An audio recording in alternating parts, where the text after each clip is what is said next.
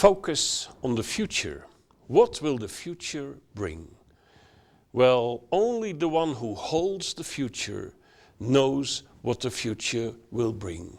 And that is the creator of heaven and earth. And he revealed what will happen in the future to the prophets of the Bible. The Bible is the only book of all religions that contains prophecy. Not in vague terms, like there was in the 16th, 17th century a man by the name of Nostradamus. He wrote all kind of vague future prophecies, and people still are reading and studying it. What did he mean by this? What did he mean by that? No. Prophecy in the Bible is history written in advance. And this book contains prophecy. For over a third of this whole book, it is prophecy, telling what the future will bring. And the greatest prophet of them all is Jesus Christ.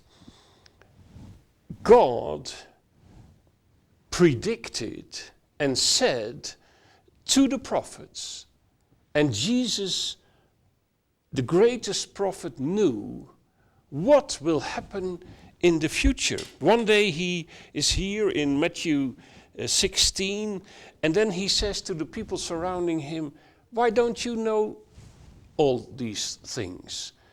You can look at the sky, you can see it's red, or you can see the clouds, you know what kind of weather there will be, and you don't understand the signs of the times? So what he means is that there are signs of the times. There are things happening around you, and when you watch them, you must be able to interpret them so that you know where this all will lead to. Signs of the times. In Matthew 24 and also in Luke 17 and 19 and in Mark 13, but in Matthew 24 there's one big speech of Jesus about the things that will happen in the future. We read in Matthew 24, Jesus left the temple, was walking away with his disciples, and then the disciples come to him and they say, hey, look at this beautiful building of the temple, look at the city of Jerusalem. And then Jesus says, do you see all these things? I will tell you something.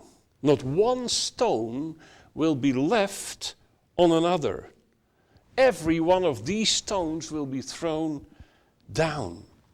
And that happened. Jesus lived between the year 0, you might say, when we started to count the years, and the year 30, when he was crucified in Jerusalem. But 40 years later, it was fulfilled what he predicted here, that Jerusalem would be destroyed, that the temple would be destroyed, that not a stone would be left on another.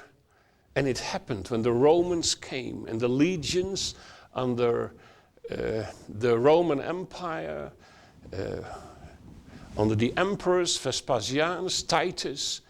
They came, they murdered 1.1 million Jews. They destroyed the city of Jerusalem. They destroyed the temple. So it was absolutely, perfectly fulfilled what Jesus said here.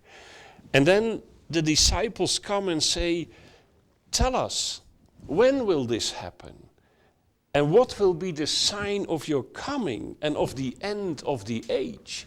They understand that this first coming of Jesus would not lead to his glory, to his kingdom. And so they understand that one day he will come back to be the glorious king, to establish his kingdom. And they ask him, how do we know that that is going to happen? And then in this chapter of Matthew 24, he sums up wars, rumors of wars, etc., pestilences. We will go deeper into these signs. He says, and when you see that happen, when these signs are becoming visible, you must understand that the time is near, that I'm coming soon to make all things forever knew.